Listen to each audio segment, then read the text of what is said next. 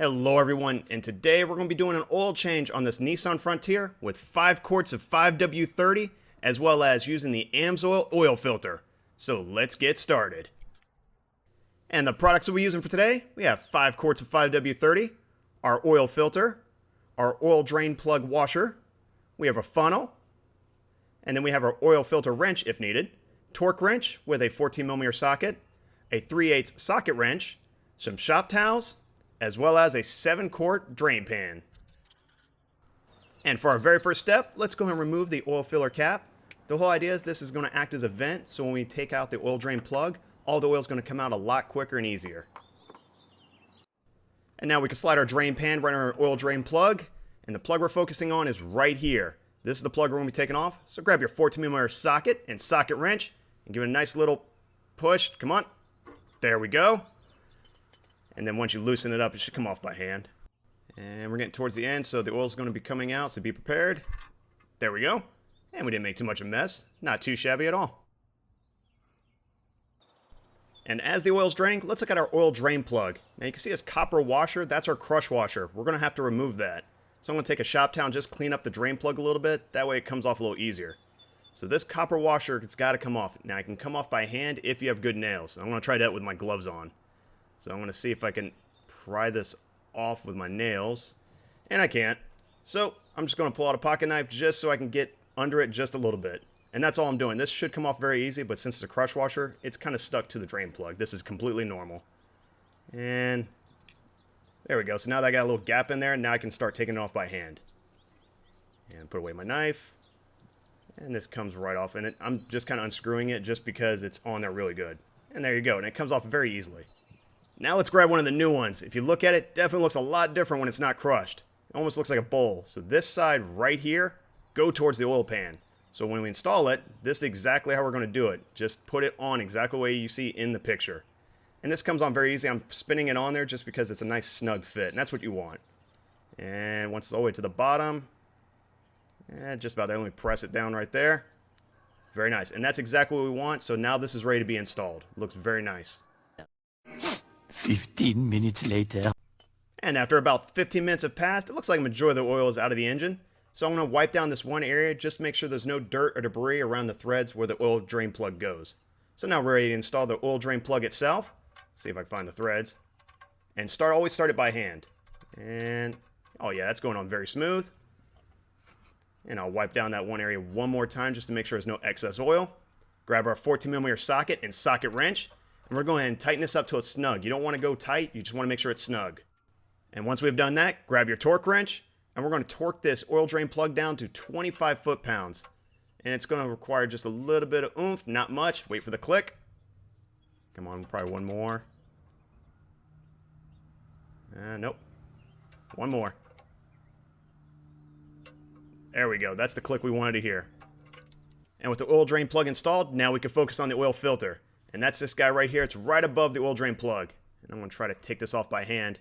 And most of the time you can. Okay, it's not coming off. So let's go ahead and grab our oil filter wrench, and we're just going to loosen it up. So just give this a few turns. Get my arm in there in front of the camera. Come on. Probably one more good turn. Okay, now it looks loose. There we go. So now I can get my hand in there, and now we can take it off. And this screws right out just as easy as it screws in. It's not very difficult. And it will make a mess, so make sure you put your oil drain pan right under it. Unfortunately, when Nissan designed this, they didn't put this in the best spot ever because it's going to make a little bit of mess all over your chassis. And let me get this screwed all the way out. Come on. It's got some thread on there. And there we go. And now we just got to wait it out for a little bit. And after a few minutes have passed, it looks like all the oil is done draining. So I'm just grabbing a shop towel and I'm going to clean up this whole area. The whole idea is, again, I don't want any dirt or debris within the oil filter area.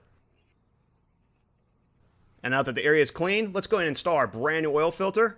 And I'm going to move my arms around so I can work in front of the camera.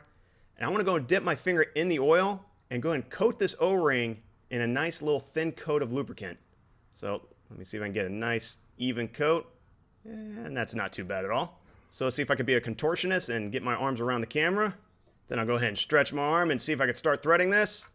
And it started going on very smooth. See how smooth that turns? That's exactly what you want when you put on your oil filter. And as we make contact with the engine, that's where we stop. We're going to wipe everything down. And the whole idea is I want to clean off the excess oil as well as get a grip on it. And once you do that, you want to turn it about a 2/3 turn. That should give you about 13 foot-pounds. And see if I can get one more little turn out of it. And there we go. And with all that done, now we can clean up the excess oil made from the dripping. Unfortunately, where the oil filter is, it's just a bad spot, so it does create a mess. So just be prepared to clean all this up after you've completed these steps. And now we can move our oil drain pan from under the truck, and it looks pretty full. And we're almost done. Now we get to the easy parts. So I'm going to clean off where the oil filler cap is, and then I'm going to grab our funnel. We're going to push that down right in that one spot. There we go, so it doesn't tip over. And now we can add our 5W30 oil. We're going to add about 4.5 quarts. And if you ever wonder how much oil your vehicle takes, you can always refer to your owner's manual. And in the back, it's going to have how much oil it takes as well as which type. So for this one, it's a 4-cylinder, and it's going to require 4.9 or 4 7/8 quarts. Now without the oil filter, it's 4.5. So that's why I'm starting with 4.5 right now, because there's no oil in the oil filter. That's number 3. And here's the 4th quart. Almost done. There we go. Now I'm going to show you something different on the 5th quart. On the side of the bottle here, it has indication lines of how much oil is left in the bottle. So I want to do about half this bottle. And check my indication. That's almost half. I'm going to put a little bit more. And there we go. That's half a quart. Now let's go ahead and remove our funnel. I'm going to take a shop towel. That way I don't drip oil over my engine. And go ahead and reinstall our oil filler cap. And again, for the same reason, we're about to start the engine. We don't want oil flying everywhere. And before we start our engine, let's go ahead and verify the oil level. So I'm going to pull the dipstick out, wipe it off with a shop towel, and see if I can do it without knocking over the camera. Okay, so you always wipe it down once, go right back in the engine, and see if you can guide it with this long dipstick. There we go. And hold it down for a second, pull it out again.